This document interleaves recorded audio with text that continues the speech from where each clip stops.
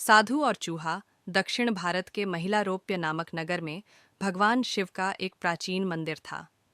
मंदिर की देखभाल, पूजा पाठ और अन्य समस्त कार्यों की जिम्मेदारी एक साधु के जिम्मे थी, जो उसी मंदिर के प्रांगण में स्थित एक कक्ष में रहा करता था।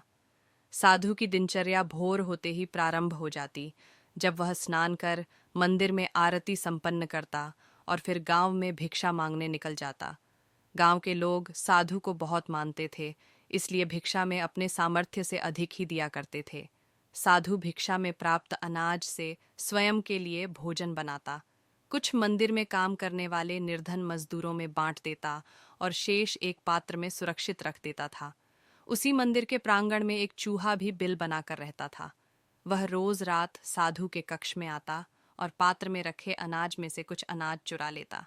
जब साधु को चूहे की करतूत के बारे में झात हुआ, तो वह पात्र को एक ऊंचे स्थान पर लटका कर रखने लगा, लेकिन इसके बाद भी चूहा किसी न किसी तरह पात्र तक पहुंच जाता।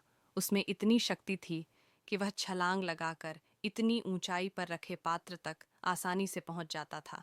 इसलिए चूहे को भगाने के लिए साधु अपने साथ एक छड्डीयेछी रखने लगा। जब भी चूहा पात्र के पास पहुंचने का प्रयास करता, वह छड़ी ही से वार कर उसे भगाने का प्रयास करता।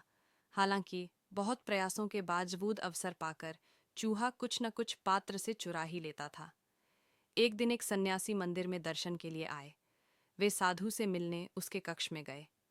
साधु ने उनका स्वागत किया और दोनों बैठकर वार्तालाप करने लगे। परंतु साधु का पूरा ध्यान सन्यासी की बातों में नहीं था। वह हाथ में छड़ी पकड़े हुए था और उससे बार बार जमीन को ठोक रहा था।